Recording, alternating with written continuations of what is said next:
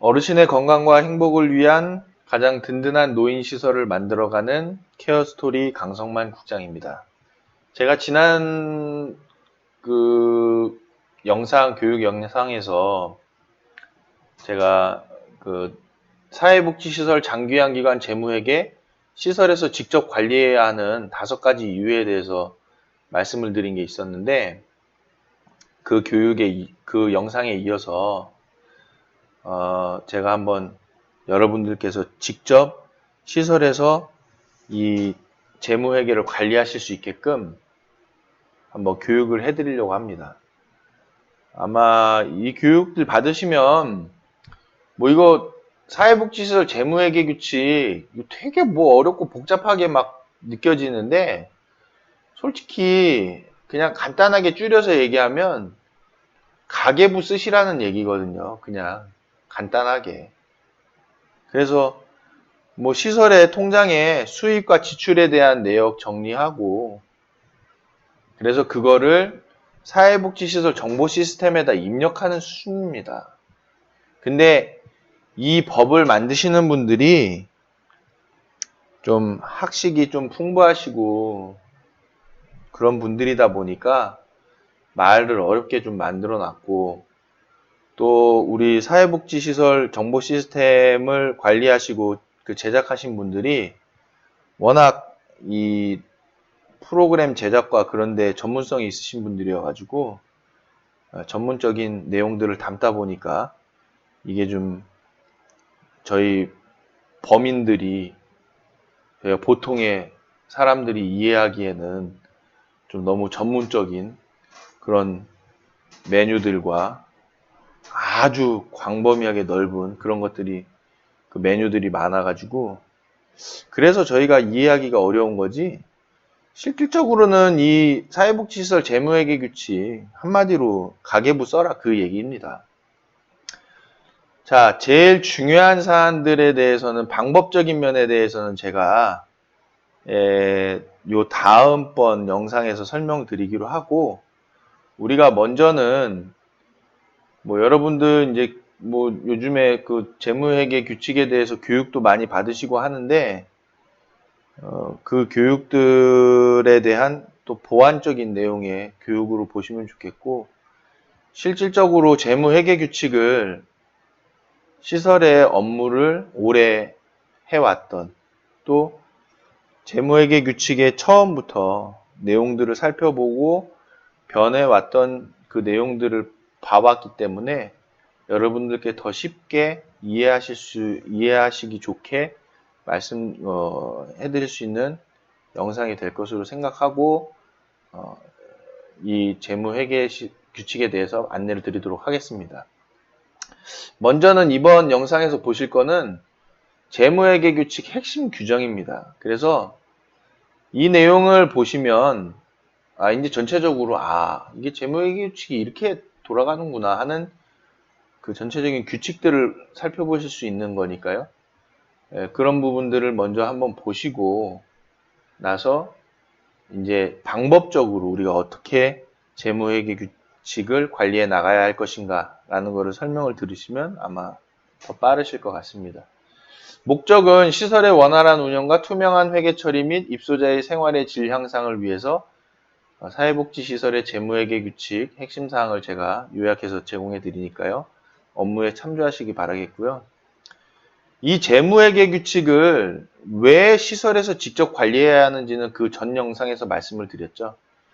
재무회계를 시설에서 직접 관리하지 않으면 시설의 재무회계는 산으로 갑니다. 결론적으로 나중에 지도 점검을 받는다든지, 지금은 시군구가 전혀 이런 내용을 모르기 때문에 뭐 10년 동안 몰랐죠. 앞으로 10년 알아갈지는 모르겠는데, 그 시군구가 조금씩 알아가면 알아갈수록 여러분들이 관리해야 될 부분들이 더 늘어난다는 거거든요. 지금은 뭐 시군구에서 관리하는 게 특별히 뭐 있습니까? 문제가 있을 때 관리나 하는 거지. 그런데 만약에 이제 관리를 본격적으로 시군구에도 이런 그 노인복지에 관한 전문적 학식을 갖춘 전문적 역량을 갖춘 사람이 배치가 돼서 이제 시설의 재무회계 상황을 들여다본다 했을 때에는 얘기가 달라지겠죠. 그래서 그런 부분들을 우리가 회계사무실에다 맡겨가지고는, 그리고 또 회계사무실도 아니잖아요. 이건 뭐 회계사가 하는 지금 내용도 아니고 그냥 회계 대행 사무실이잖아요.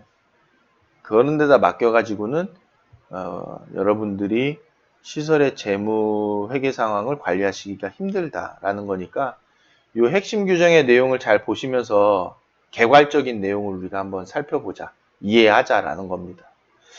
자, 일반 사항을 보시면은 사회복지시설 재무회계 규칙은 노인요양시설, 노인요양 공동생활 가정 및 재가노인복지시설에 적용이 되는 것이다. 즉 복지시설에 해당한다는 거죠. 자, 그 다음에 장기요양기관 재무회계 규칙은 재가장기요양기관에 적용이 되는 거다. 그러면 노인복지법에 따라서 설치 신고를 받아서 장기요양기관으로 지정된 데들은 요 사회복지시설 재무회계 규칙을 준용하는 거고, 노인 장기요양보험법에 따라서 장기요양기관으로 지정받은 데들은 이 장기요양기관 재무회계 규칙을 준용받는 것이다 라는 거죠.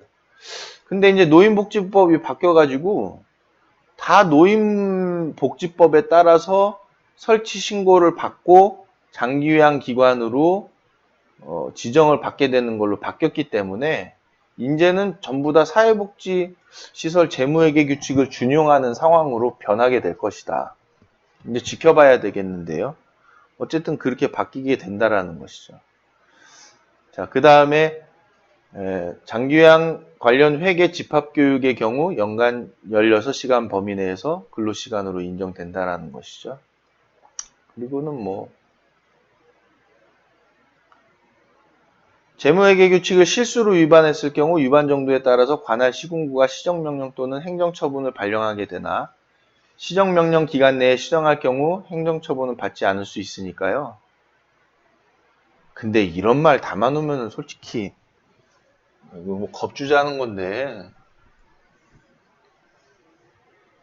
뭐 본인들도 모르면서 시군구가 시정명령을 어떻게 내린다는 건지 이해도 안 되고, 시설에 와가지고 영수증 왜 안 붙여놨냐고 얘기하는 부분 보면 시군구도 모르는 상황에서 뭘 가이드 한다는 건지도 이해가 안 될 때가 많죠. 대표자가 직접 시설 회계에 자금을 투입하는 경우 전입금 계정을 사용하게끔 됩니다. 그래서 대표자가 자신이 운영하는 기관에 스스로 차입하는 것은 불가능해졌다. 전입금 이제 계정을 사용하게 된다는 거. 그리고 금융기관 차입금과 기타 차입금은 차입하는 금액이 모두 운영비나 인건비에만 사용이 되어야 한다는 점. 그래서 시설 개보수나 정원 확장 개보수에 사용할 수는 없고, 기타 차입금의 개인 차입에 대한 이자는 제1금융권 대출금리를 준용해서 기타 차입금에 이자를 지급할 수 있다고 합니다. 원칙상 회계 전에 발생한 차입금은 시설 회계로 상환할 수 없다는 거죠. 그래서 시설을 설치하기 전에 발생한 차입금은 시설 회계에 넣을 수가 없다. 단 방문 목욕이 목욕용 차량의 경우에는 제한적으로 인정할 수 있다는 거고, 시설 전 부채에 대한 원금과 이자 상환이 시설 회계, 즉 시설 운영비 가지고는 불가능하다. 다만 이제 전출금을 가지고서는 가능하다는 거죠. 그래서 기관 운영상 필요로 운영비를 차입하는 경우에는 금융기관 차입금과 기타 차입금을 사용해야 되고 모두 운영비나 인건비에만 사용해야 한다는 점입니다. 운영하는 기관이 2개 이상인 경우에는 각 기관별로 별도의 통장을 사용하고 수입이 1개의 통장으로 들어오는 경우에는 기관별 통장으로 각각 이체하시기 바란다는 거고, 우수사원에게 지급하는 상품권 등 근로의 대가가 아닌 내역들은 기타 운영비로 처리하고, 공단 부담금 외에 직무교육비 수입 등은 장기요양급여 수입에 세목을 추가해서 처리하시면 되겠다는 거. 직무교육비나 장기근속, 장려금 등 같은 것들이죠. 시설의 업무용 차량은 사회복지시설 정보 시스템에 반드시 등록해서 주유비 등의 차량비로만 인정이 가능하다. 근데 솔직히 시설에서 업무용 차량으로 쓰고 있는 거를 사회복지 시스템에다 등록하라는 거는 조금 과한 내용들이죠. 그냥 시설 업무용 차량에 대한 일지를 둬서 관리하면 되는 수준이지. 이걸 또 등록하고, 또 등록한 차량만 주유비 등의 차량비가 인정된다는 거는 또 앞뒤도 안 맞고, 그리고 빚내서 운영해가지고 어렵게들 하는 시설들도 많은데, 뭐 남겨가는 수익금도 없는 상황에서 이런 것까지 하라면은 반발 당연히 있죠. 업무용 차량 구매 시 자산 취득비로 처리하라 라는 부분입니다. 차량비 인정을 위하여 반드시 운행일자, 운전자, 운행시간, 주행거리 등이 포함된 차량 운행일지를 관리해야 한다. 시설에서는 현금 사용도 가능하나 투명한 회계 처리를 위해서는 저는 카드 사용만을 권장을 드리고 있습니다. 과징금은 시설회계에서 지급할 수 없고 대표자의 인건비는 지급 대상이 아니다. 다만 채용된 시설장은 인건비를 지급할 수 있습니다. 그런데 대표자에게 인건비를 지급하지 말라는 것 자체가 대표자는 도대체 뭘 갖고 가나요? 뭐 이제 그 기타 전출금을 통해서 시설에서 이제 남는 잉여금에 대한 부분을 기타 전출금으로 인건비 지출 비율을 준수했을 때 이제 지급이 가능하다라는 건데, 대표자의 인건비가 지급 대상이 아닌데 지금 대표자 인건비를 지급하는 상황들이 많이 있죠. 그리고 대표자의 경우 퇴직금 적립 대상도 아니다. 다만 채용된 시설장은 가능하다는 것입니다.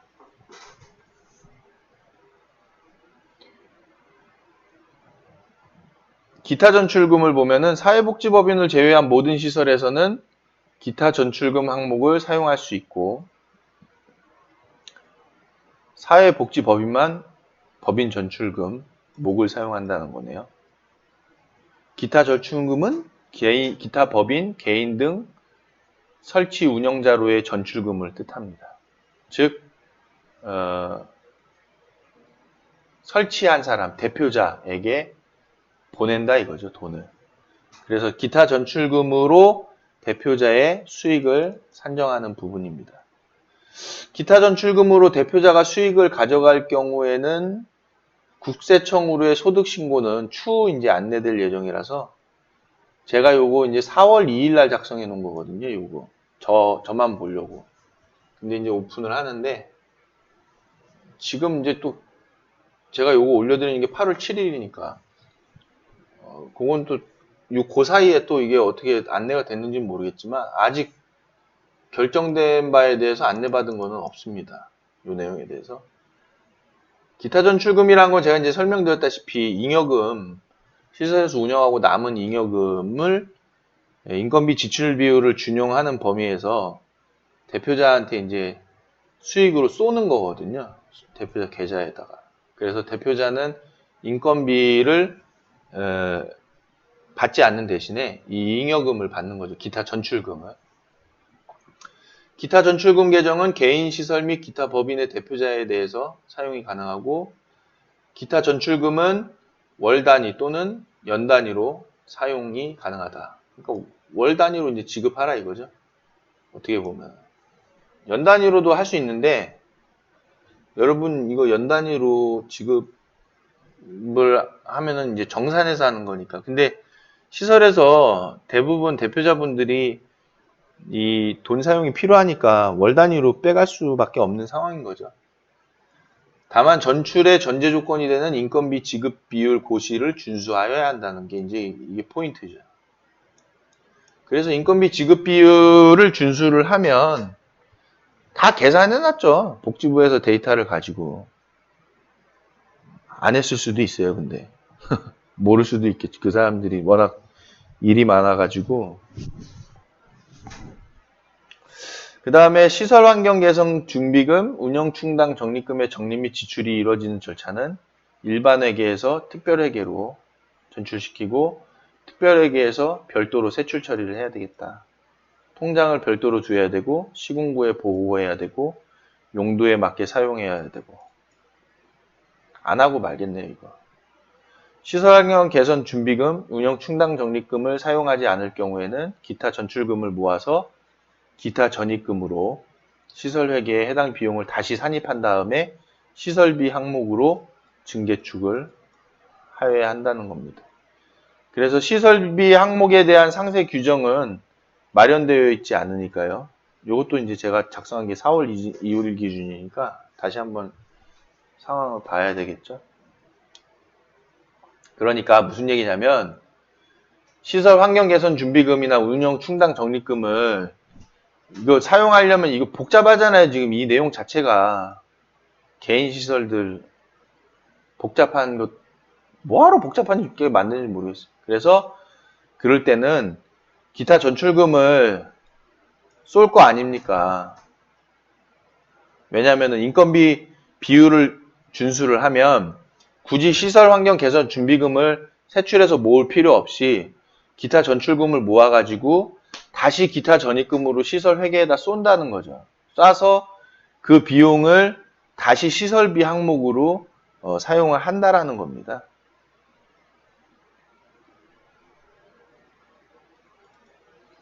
그러면은 굳이 시설환경 개선 준비금이나 운영충당 적립금을 할 필요가 없죠. 어차피 개인 시설이라는 것은 개인 시설이라는 것은 회계와 재정에 대한 관리가 어쨌든 개인에게도 권한이 필요한 거거든요. 권한이 주어져야 되는 거예요. 권리거든요. 어떻게 보면.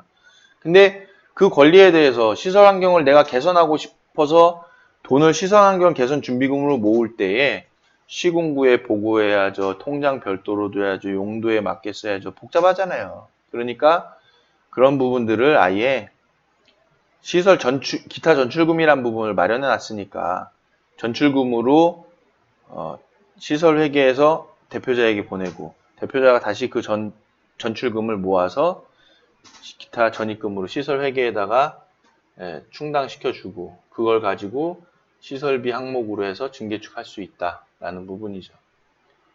환경개선 준비금 및 운영충당 적립금은 특별회계로 적립하여 인건비 등 운영비 부족 시에 사용할 수가 없다라는 겁니다. 자, 예산 편성 지침이 있는데 법인만 해당하는 내용이고요. 법인의 대표이사는 여기서 말하는 법인은 사회복지법인이죠. 매 회계연도 개시 1월 전까지 그 법인과 법인이 운영하는 시설의 예산 편성 지침을 정하여야 한다고 합니다. 예산의 편성 및 결정 절차는 편성된 예산은 시설운영위원회에 보고를 해야 되고 그리고 법인 이사회의 의결을 거쳐서 확정하는데 단 개인이 운영하는 시설은 시설운영위원회에 보고한 후 확정시키면 되겠다. 그래서 우리 그 예산을 작성하면 시설운영위원회에다가 한번 시설운영위원회를 열어서 이제 회의를 하죠. 그래서 그 내용을 회의록까지도 첨부해서 관할 시군구에다가 보고를 한다는 겁니다. 확정한 예산은 매 회계연도 개시 5일 전까지, 즉 12월 31일에 5일 전까지 관할 시군구에다가 제출하는데 사회복지정보 시스템을 통해서 제출을 한다. 근데 이 예산 세우는 게 뭐 의미 없잖아요, 솔직히. 의미 있습니까? 예산? 여러분들 세우실 때? 의미 없잖아요. 회계 사무실에다 맡기는 데들은 회계 사무실에서 짜주고 여러분들이 예산 짜나요? 예산 안 짜지? 그리고 예산 직접 짜는 시설들은 뭐 예산 짠다고 그 예산대로 시설에서 돈이 들어오는 거 아니잖아요. 아니 저기 뭐 시군구에서 돈 주는 것도 아니잖아요. 그냥 수입은 장기요양 급여 비용으로 한정돼 있고 또 수입은 딱 정해져 있잖아요. 장기요양 급여비용, 그리고 식재료비, 간식비, 그리고 뭐 병원비랑 약재비도 예산에 넣어야 됩니까? 그거 예산 아니잖아요. 또 후원금. 근데 후원금 받는 시설 요즘 많이 있어요? 별로 없잖아요.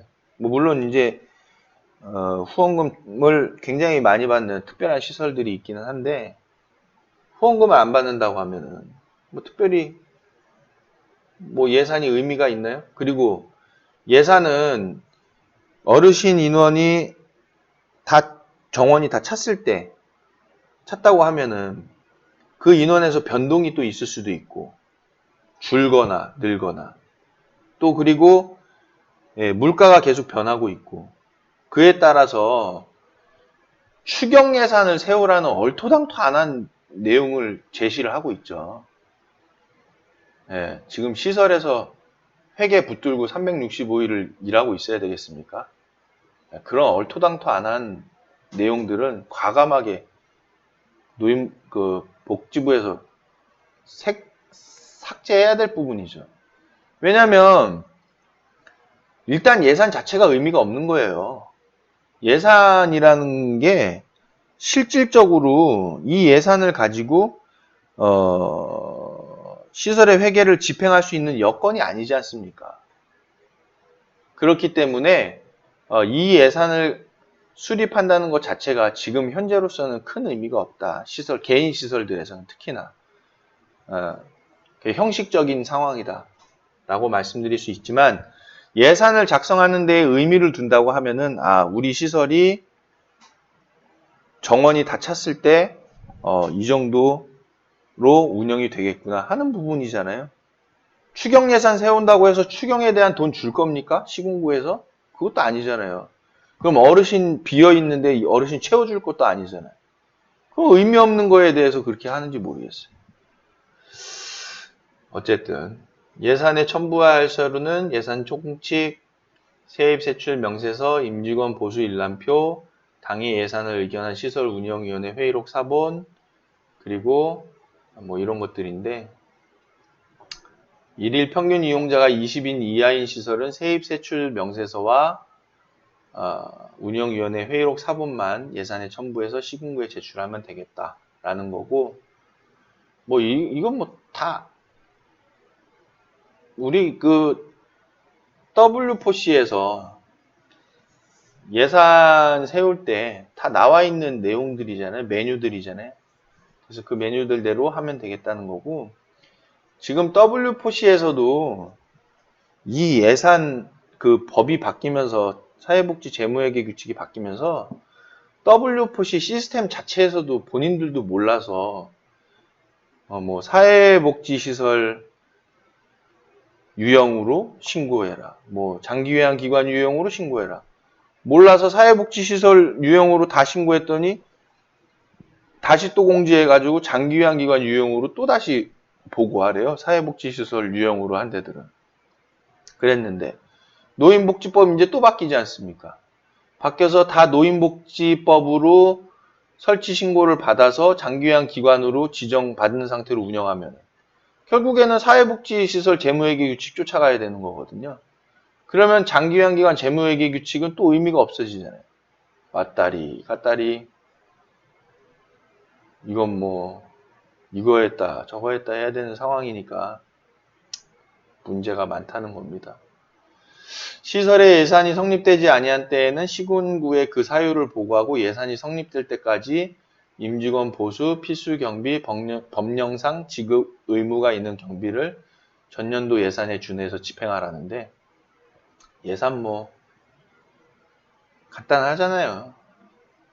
뭐 하루 그것도 뭐 한두 시간 하면은 다 나오는 거고 그거를 단지 해보려고 안 해봤었고 그리고 처음 이제 하려고 하다 보니까 어렵게 느껴지는 것 뿐이지 누구나 다 할 수 있는 내용입니다. 샘플만 보면은 뭐 충분히 이해할 수 있는 내용이고 샘플을 안 본다 하더라도 돈 들어오고 돈 나가는 게 뭐 다 뻔한 건데 그거 시설을 운영하시는 분이라면 다 아는 내용이지 않습니까? 근데 다만 관항목에 대해서 그걸 같이 끼워 넣고 하는 걸 모를 뿐이지 교육만 조금 받으면 누구나 다 할 수 있는 거다. 추가 경정 예산에 대해서 나왔는데 지출이 세출 예산을 초과하게 될 경우 추가 경정 예산을 편성해서 시군구에 보고해야 되니까 여러분들은 세출 예산을 초과하지 않게끔 예산을 한 100억 정도 잡으세요. 100억이 아니라 한 100조 잡으세요. 100조. 100조는 나라 예산으로 들어가나? 그러니까 안 되니까 너무 심했다고 하니까 한 100억 정도 잡으면 세출 예산이 초과하지 않을 거 아닙니까? 그죠? 그래서 추가 경정을 할 필요 없게끔 하면 되겠다. 이미 성립된 예산에 변경을 가할 필요가 있을 때에는 추가 경정 예산을 편성해서 7일 이내에 시군구에 보고하라고 하는데 이미 성립된 예산에 변경을 가할 필요가 없게끔 100억을 추가 경정, 100억으로 예산을 잡아 놓으세요. 그러면 될 것 같습니다. 예비비는 예산 총액의 1% 범위 내에서 세출 예산에 편성할 수 있다고 하니까 예비비는 1%, 예비비는 1%, 예비비는 1%, 예산 총액의 1%입니다. 그리고 예산은 목적 외에는 사용할 수 없다. 그러니까 뭐 생계비로 잡아놨으면 생계비로만 써야 된다. 그런 것이죠. 예산의 전용은 관항목 간의 예산을 전용하여 사용할 수 있는데 예산 전용을 사용할 필요 있습니까? 그냥 그 예산에 대해서만 써야지. 그러니까 예산 전용도 안 하기 위해서는 예산을 100억으로 잡아야 되겠다라는 거죠. 우리 시설이 3억 정도밖에 결산에 나오지 않는다 하더라도 예산은 100억을 잡을 필요가 있겠다. 이사회의 의결 또는 시설 운영회의 보고를 거쳐 결산 보고서를 제출할 때에 과목 전용 조서를 첨부해야 되고 뭐 어렵잖아요. 이런 말 자체가. 그래서 예산 전용 이거 해야 되겠습니까? 하지 말아야지. 과목 전용 조서 말만 들어도 어렵잖아요. 이러니까 이거 예산 이 장기요양 재무회계 규칙에 대해서 사회복지시설 재무회계 규칙에 대해서 어렵게 생각하는 거거든요. 여기 과목이라고 했는데 뭐냐면은 관항목에 대한 부분입니다. 관항목에 과목이 있어요. 그래서 그 목이 있으면 요 목을 세부적으로 또 분할한 거거든요. 그걸 과목이라고 해요. 그래서 그 과목에 대해서 전용 바꾼다 이거죠. 그 조서를 첨부해야 한다는 거예요. 그러니까 말도 어려우니까 예산을 아예 한 1000억 잡아서 전용하지 않게끔 하시면 되겠고 20인 이하 시설은 시설운영위원회에 보고 없이 전용해서 사용이 가능하다고 합니다. 그럼 20인 이상 시설은 전용하려면 시설운영위원회를 계속 열어야 되니까 피곤하죠. 운영위원회만 열다가 운영 끝나겠습니다. 시설운영. 그래서 말씀드렸다시피 예산을 1000억으로 잡으셔야 되고 결산보고서를 제출할 때에 과목 전용 조서를 첨부하여야 한다고 합니다. 각 항목별로 예산이 부족해서 과목 전용 절차를 진행할 경우 업무가 가중하게 되니까 예산 작성 시 항목별 예산을 충분하게 작성할 것을 제가 이제 말씀드린 거죠. 100억 잡으라는 거는 이제 제가 좀 뭐랄까요? 이 자체에 대해서 너무 많이 되어가지고 말씀드리는 거고 예산 작성 시에 어떻게 하냐면 정원이 만약에 49인 시설이다. 그러면 지금 우리 시설에 47명, 46명 뭐 이렇게 왔다 갔다 한다 하더라도 49인으로 예산을 꽉 잡으라는 거죠. 우리 시설에 20인반밖에 없는데 45인 시설이다. 그러면 그래도 49인으로 예산을 작성해서 보고해라 하라는 겁니다. 그래야지 우리가 예산이 부족해서 과목을 전용한다든지 또는 추경 예산을 해야 한다든지 그런 게 발생하지 않겠죠. 그러니까 예산은 아주 상향으로 다 충분하게 잡아 놓으셔야 되겠다는 겁니다. 세출 예산의 2월인데 연도 내에 지출하지 못한 경비는 시설운영위원회에 사전 보고한 후 법인 이사회의 의결을 거쳐 사용한다. 그래서 이런 내용들은 대부분 이제 법인에 맞춰져 있는 내용들이잖아요. 개인시설의 경우에는 시설운영위원회 보고를 거쳐서 다음 연도에 2월하면 되겠습니다. 근데 예산은 뭐 2월할 게 있나요? 지금 이제 잔고에 대한 부분인데 이러면은 통장에 대한 내용도 안 맞잖아요. 아니 통장에 돈 얼마 남아있지도 않은데 그거 가지고서 뭐 다음 연도에 2월하고 예산을 하고 그 힘드니까 그냥 예산은 픽스로 정원이 꽉 찼을 때의 예산으로 두고 그리고 뭐 2월 하는 게 아니라 그냥 다시 예산은 새로 작성해서 보고하는 형식적인 상황이다라는 겁니다. 자, 이 부분이 형식적이지 않으려면은 예산이 형식적이지 않으려면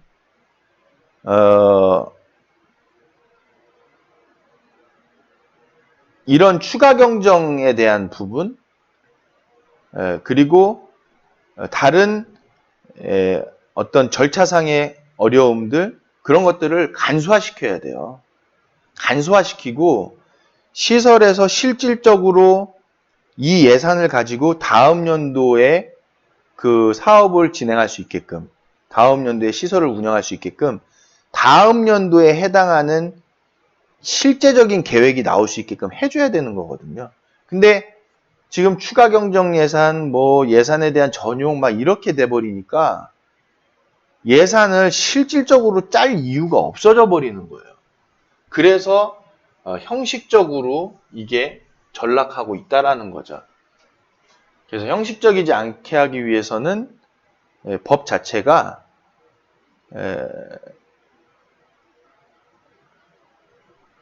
간소화되고 축약될 필요가 있겠다라는 부분입니다. 자, 결산서의 작성하고 제출부터는 2부로 해서 안내 드리도록 하겠습니다. 그러면 여기까지 한번 보시고 결산서의 작성 및 제출부터는 요 다음 영상에서 안내 드리도록 하겠습니다. 감사합니다.